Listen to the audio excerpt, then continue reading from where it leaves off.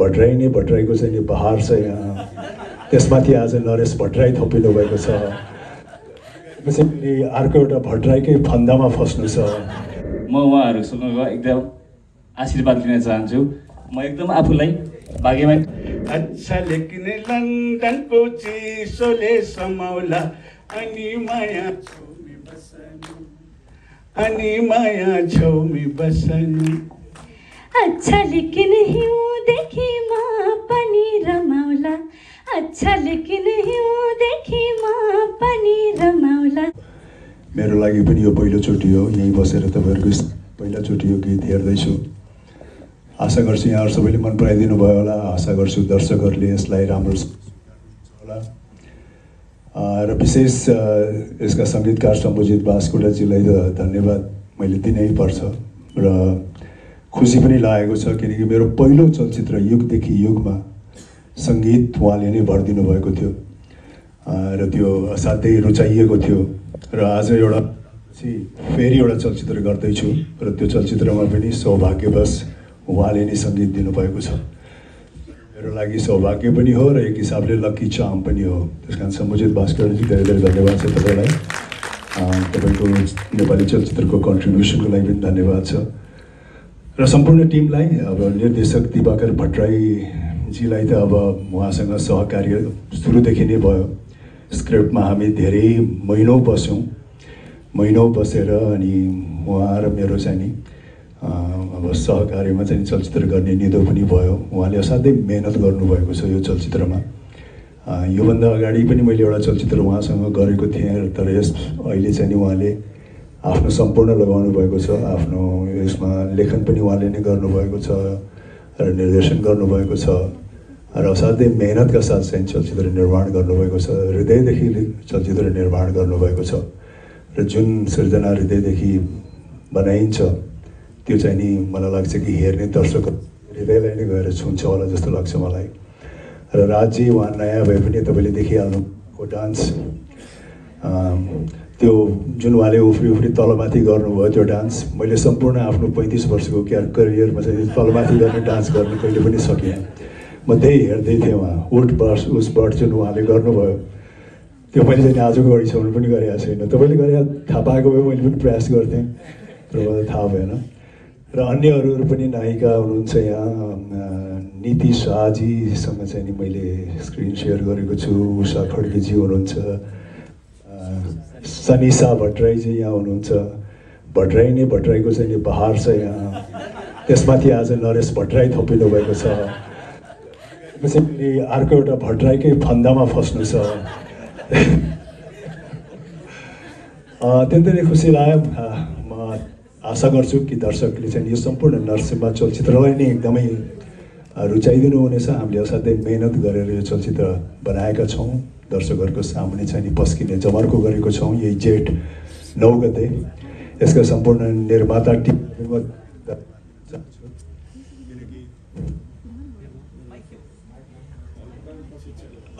अब निर्माताहरू बिना त चित्र अधुरो नै हुन्छ। त्यस कारण उहाँहरूको अहम भूमिका त छँदैछ। त्यस कारण उहाँहरू सबै धन्यवाद।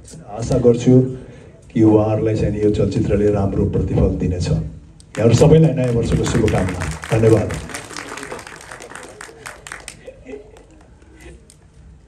टुता आउनेसम्म म अझ जवान भइसकेको हुन्छु।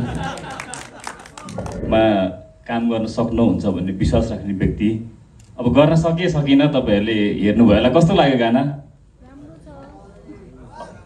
अलि साउन्ड राम्रो आयो हुन्थ्यो। हस्, थ्याङ्क यू। अब जेठ 9 गते हेरौँला। सबैलाई धन्यवाद उपस्थितिको लागि। र म एउटा सौभाग्य ठानेछु, आफूलाई भाग्यमानी ठानेछु। देशले, राष्ट्रले, सबै दर्शकहरूले सम्मान गरेका महानायक हाम्रा आदरणीय दाई राजेश दाईसँग जोडिन पाएको छु। सबैसँग जोडिँदा एकदमै खुसी छु। धेरै खुसी दाईसँग जोडिन पाएको छु र धेरै अगाडि सर्वोत्कृष्ट सुपरहिट भएका गाना अच्छा लेकिन लन्डनमा खेल्न पाउँदा नि एकदमै म खुसी छु। र देशको धरोहर मेरो छेउमा दुईजना उभिनु भएको छ। म उहाँहरूसँग एकदम आशीर्वाद लिन चाहन्छु। म एकदम आफूलाई भाग्यमानी। यस्तो लिजेन्ड कलाकारहरूसँग हाम्रो सम्बोधित बास्कोटा सर अनि महानायक राजेश हमाल उहाँहरूसँग जोडिन पाउँदा र यो टिमसँग जोडिन पाउँदा चाहिँ एकदमै धेरै खुसी लागेको छ। सानैदेखि सुन्दै गीत गाउँदै त्यही गीत सुनेर अब ठुलो भएको होइन, त्यही गीतमा आवाज दिन पाउँदा एकदमै धेरै धेरै धेरै खुसी लागेको छ। यसको लागि चाहिँ सम्बोधित बास्कोटा सरलाई धेरै धेरै धन्यवाद दिन चाहन्छु र दिवाकर दादालाई पनि थ्याङ्क यू सो मच। अनि तपाईँहरूलाई कस्तो लाग्यो मलाई त थाहा छैन, तर जे होस् राम्रो लाग्यो कि लागेन?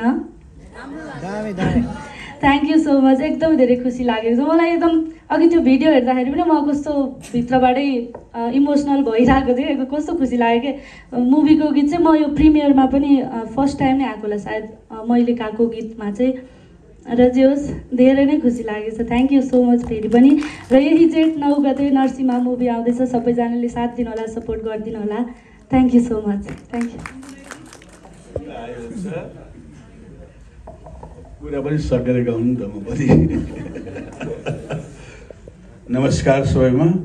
र अब यो हप्ता त नयाँ सालमै छ, सबैलाई नयाँ सालको शुभकामना। सम्पूर्ण मिडिया साथीहरू, पत्रकार साथीहरू, नेपाली चलचित्रलाई माया गर्ने सबैमा शुभकामना। र यो गीतको पहिलाको टिम जुन चलचित्र दैव संयोगमा थियो, त्यो गीतलाई गाउने, नाच्ने, अभिनय गर्ने त्यो सबैलाई पनि शुभकामना दिन चाहन्छु। र विशेषतः मलाई गाह्रै थियो, म यो रिमेकमा सकेसम्म थिएन, दिवाकरजीले मलाई पनि भन्नुभयो र मैले सोधेँ के को छ त यसमा लक्ष्मी भन्दाखेरि अभिन्न एउटा मेरो मित्र महानायक राजेश हमाल यसमा जोडेको भनेपछि, किन राजेशसँग मेरा धेरै सहकार्य, धेरै गीतहरूमा राजेशले अभिनय गरेका छ। राजेशकै साथ उसको अभिनयका कारणले त्यो गीतहरू सुपरहिट पनि भएका छन्। हुनसक्छ गीत पनि राम्रै थियो होला र सबै कुरा भएर मिलेर गएको थियो। र आज यहाँ एउटा नव प्रतिभाहरू सबैले राम्रो अभिनय गर्नुभयो। रचनाले डेफिनेटली एउटा अहिलेको जेनेरेसनको बल्दो गायिका, उनले अति राम्रोसँग गीतलाई गाएकी छिन् र यसको एरेन्जमेन्टहरू सब्रिजित बास्कोटा, दिक्षित पौडेलले गरेका छन् र सञ्जय चौधरी राम्रो मिक्स पनि भयो। र पहिलेका सबै एरेन्जरहरूलाई, पहिलेको एरेन्जर मनोहर सुनारलाई पनि सम्झन चाहन्छु र राजभाइको राम्रो अभिनय थियो। र विशेषतः एउटा पर्सनालिटीले के एउटा छाप राख्छ, ट्रेडमार्कले छाप राख्छ त मलाई एउटा याद गर्नुहोस् यो गीतमा। गीत अब कतिको मैले राम्रो गाउन सकिनँ त्यो त अब मेरा श्रोताहरूले र दर्शकहरूले भन्नुहुनेछ, हामीले गर्न सक्यौँ। तर जहिले पनि गीत एउटा पर्दामा आउँदाखेरि अब कोरियोग्राफर अब उसले कविराज एउटा राम्रैसँग छाप राखेको कोरियोग्राफर उहाँ हुनुहुन्छ र उहाँले चाहिँ राम्रो गाउने कोसिस पनि गर्नुभएको छ, राम्रो पनि भएको छ। तर एउटा ट्रेडमार्क जो राज हमाल आएर एक लाइन त्यहाँ उभिँदाखेरि पनि यो ट्रेडमार्क गीतलाई दिएको छ महानायकले। त्यो किनभने जहिले हामी कुरा के गर्नुपर्छ भने सधैँ त्यो हाम्रा अरू छिमेकी मुलुकमा पनि गाना रिमेक भइरहेका छन्, आइरहेका छन्, सबै आएको छन् र प्रस्तुत भइ नै रहेको छ। नेपालमा पनि यो ट्रेन्ड सुरु हुन थालेको छ, किनभने यो टिकटकमा र अरू भाइरलहरूमा गाना टिकटकमा आइरहेका छन्, यो गीतहरू धेरै गाइरहेका हुन्छन्। अब फेरि कुनै फिल्ममा आउँदाखेरि डेफिनेटली न्यू जेनेरेसनले यो गीतलाई फेरि, किन मेलोडी चाहिँ मेलोडी, अब फेरि सङ्गीत कहिले पुरानो हुँदैन, सङ्गीतकार पुरानो हुन्छ के अरे ला ला ला ला ला ला ला ला ला ला ला ला ला हेर तिम्रो परेलीले मलाई बोलायो, हेर तिम्रो परेलीले मलाई बोलायो। बैशालु आँखैले के देखेछ, बैशालु आँखैले के देखेछ, आउन झिकिदिन्छु म धुलो परेछ, आउन झिकिदिन्छु म धुलो परेछ। अच्छा लेकिन लन्डनको चिसोले समाउला, अच्छा लेकिन लन्डनको चिसोले समाउला, अनि माया छेउमी बसनु, अनि माया छेउमी बसनु। अच्छा लेकिन हिउँदेखि म पनि रमाउला, अच्छा लेकिन हिउँदेखि म पनि रमाउला, अनि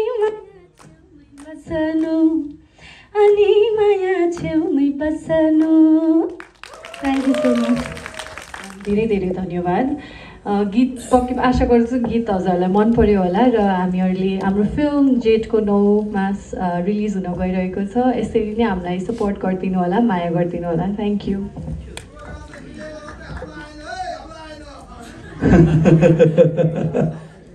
नीतिजीको यो मिठो मुस्कान आइसक्यो, यही हो शुभकामना है। अबका लागि सनिसाका कुरा। सनिसाजी, सर्वप्रथम त हजुरहरूले आफ्नो अमूल्य समय निकालेर हामीलाई साथ दिनको लागि यहाँ आउनुभयो, यसको लागि हजुरहरूलाई धेरै धेरै धन्यवाद। र गीत अब हजुरहरूलाई कस्तो लाग्यो? So thank you. र यसरी नै जसरी गीत राम्रो लाग्यो त्यसरी नै हाम्रो जेठ 9 गते आउने चलचित्रलाई पनि माया गरिदिनु होला, साथ दिनु होला भन्न चाहन्छु। त्यही नै हो। Thank you. कामना यहाँहरू सबैलाई। मेरो पहिलो चलचित्र, पहिलो गीत रिलिज, एकदमै एक्साइटेड छु म।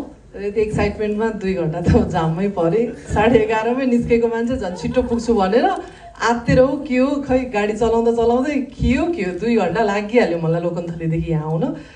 सो एकदमै एक्साइटेड छु म। मैले गीत हेरिसकेँ, हजुरहरूसँग बसेर चाहिँ हेर्न पाइनँ। र मेरो पहिलो काम, पहिलो चलचित्र कोसिस मैले गरेको छु र मलाई चलचित्रको यात्रामा अहिलेको यो समयमा डोर्याइदिने मैले कल्पना पनि गरेको थिइनँ कि मैले यो जीवनमा फिल्म पनि गर्छु भनेर। तर यहाँ कन्भिन्स गरेर मलाई म काम गर्न सक्छु चलचित्रमा पनि भनेर मलाई विश्वास दिलाउनु भएकोमा मेरो प्यारो भाइ दिवाकर भट्टराईलाई धेरै धेरै धन्यवाद। र मेरा दर्शकहरू, हजुरहरूले पनि मेरो कामलाई राम्रो नराम्रो भनिदिनुहुन्छ जेठ 9 गते भन्ने आशा पनि छ। थ्याङ्क यू सो मच यहाँहरू सब।